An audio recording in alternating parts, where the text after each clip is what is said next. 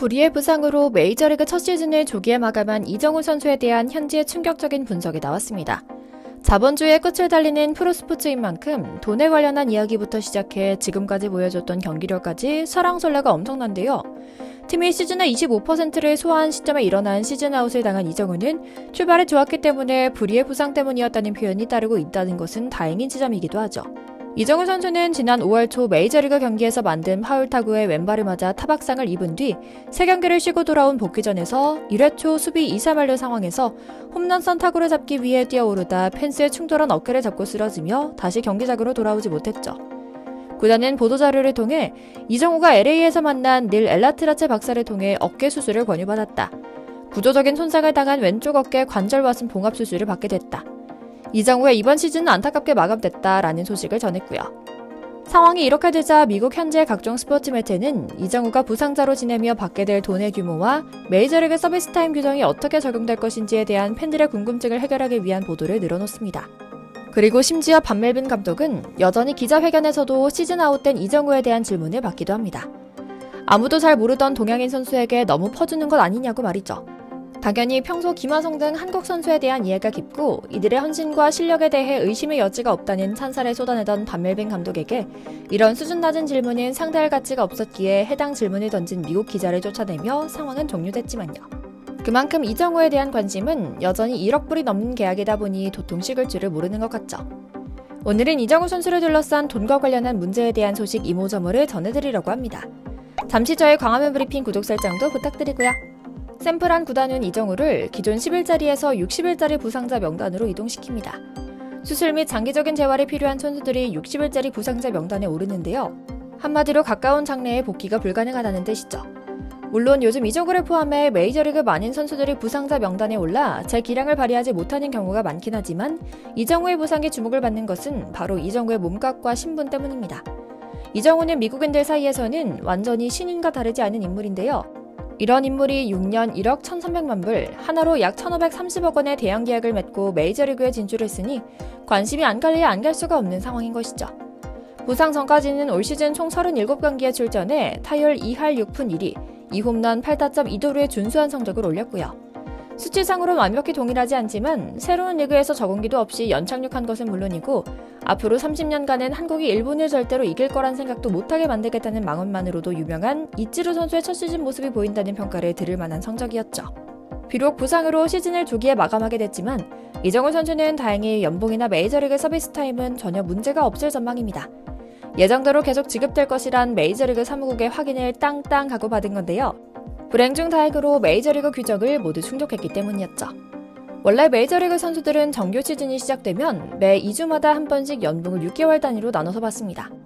때문에 부상으로 시즌을 조기에 마감한 선수들도 정규 시즌이 끝날 때까지 계속해서 매 2주마다 받는 연봉을 꾸준히 받게 되는 건데요. 문제는 서비스 타임입니다. 메이저리그 서비스 타임은 향후 이정우 선수가 은퇴했을 때 연금, 그리고 다음 연봉 계약이나 FA 진출권의 직접적인 근거가 되는 만큼 예민한 주제인데요. 다행히 이정우 선수의 빅리그 서비스 타임 역시 1년으로 인정될 예정이라고 합니다. 메이저리그 서비스 타임의 최대 일수는 172일로 이를 채워야 1년으로 쳐주는데요. 다행히 이정우는 이를 딱 넘은 겁니다. 참고로 메이저리그 연금은 서비스 타임 최소 43일부터 최대 10년까지 나뉘어 차등 지급되는데요. 10년이 최대치이기 때문에 10년 이상은 모두 10년으로 간주되죠.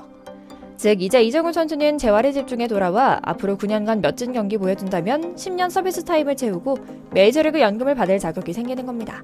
한국인 메이저리그 가운데 연금 최대치를 달성한 이는 김병현도 아니고 박찬호, 추신수와 류현진 단 3명뿐이라는 점에서 이게 얼마나 중요하고 또 동시에 어려운 규정인지 알 수 있죠. 이제 아쉽지만 시즌을 조기에 마감하게 된 이정우 선수에게 앞으로 중요한 것은 수술과 향후 재활 과정일 겁니다. 샘플한 구단 야구 운영 시장은 지난 메이저리그 공식 언론과의 인터뷰에서 이정우 선수에 대한 이야기를 합니다. 정우의 수술 일정은 앞으로 2-3주 안에 결정될 것이다. 수술 후 약 6개월 정도의 재활 과정을 거치게 되면 내년 1월 정도에는 부상 전에 완전한 상태가 될 것이다. 그리고 팬들이 지적한 대로 우리 선수들의 줄부상을 일으키는 우리 구장의 펜스 구조를 수정할 계획도 있다라는 소식을 전한 건데요. 이정우 선수 역시 같은 기자와의 인터뷰를 통해 속마음을 털어놓습니다. 한국에서 2018년에도 이와 비슷한 수술을 한 차례 받은 적이 있다. 하지만 나의 메이저리그 루키 시즌을 이런 식으로 끝낼 생각은 없었다. 이번 시즌은 내 야구 경력 전체를 통틀어 가장 실망스러운 시간이었다. 하지만 지금은 낙관적으로 생각하려고 노력하고 있다. 이미 지나간 과거가 아닌 다가올 미래를 생각하려고 하고 있다라고요. 이제 이정우 선수는 수술을 받고 난 뒤 어디에서 생활할 것인지를 결정해야만 합니다. 본인의 선택에 따라 홈구장에 있는 샌프란시스코에 남거나 아니면 스프링 캠프 시설에 있는 아리조나로 이동할 수 있는 건데요. 이정우처럼 수술과 장기 재활 과정이 필요한 선수들은 홈구장이 아니라 구단의 스프링 캠프 시설이 있는 곳으로 이동해 재활을 하는 경우도 많죠. 홈구장에서 동료들의 경기를 지켜보는 것이 장기간 뛰지 못하는 선수에겐 때론 고역이 될 수도 있기 때문인데요. 안 그래도 멘탈 관리를 잘하기로 유명한 선수이니만큼 경기장 주변에서 동료들을 보며 재활 의지를 불태우고 좋은 자극을 받으려 샌프란시스코에 남지 않을까 하는 예상도 해보는데요. 돈 이야기로 돌아가서 물론 냉정히 이야기했을 때 이정우 선수가 밥값을 하지 못한 것은 사실입니다. 보통 현지 전문가들은 선수들의 전체 승리 기여도 WAR을 연봉으로 나눌 경우 승리 기여도 1.0당 연봉을 800만 불 정도로 잡는데요. 예를 들어 지난해 김하성은 연봉이 700만 불이었지만 승리 기여도 4.3을 기록해 총 3,460만 달러치의 활약을 펼쳤다고 해석하는 식입니다.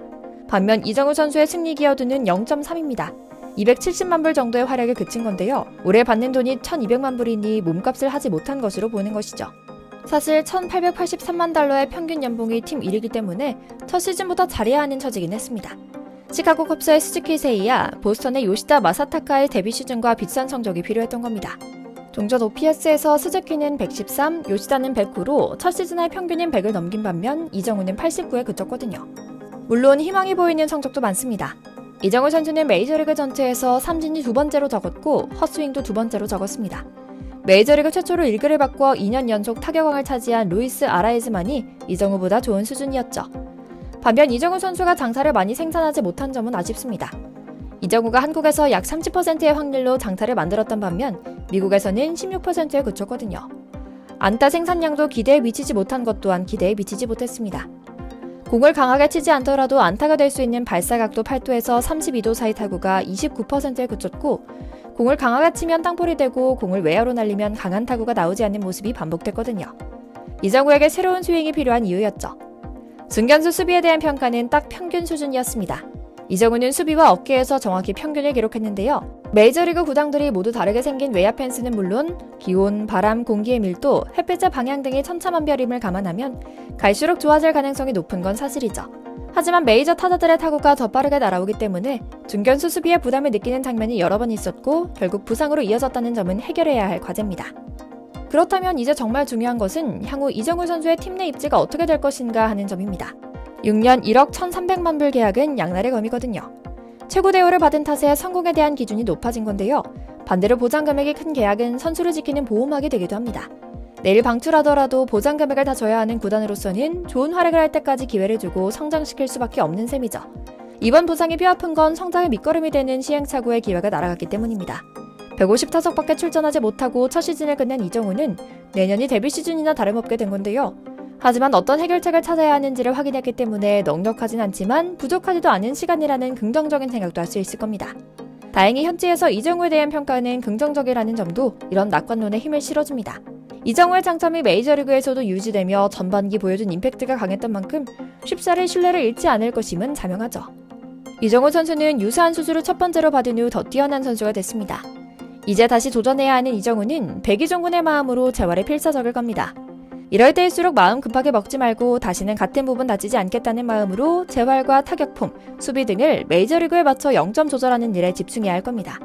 몸도 마음도 건강하게 돌아올 이정우 선수 응원하며 오늘 영상 마치겠습니다. 저희 광화문 브리핑 채널 구독, 좋아요도 부탁드리고요. 오늘도 시청해주셔서 감사합니다.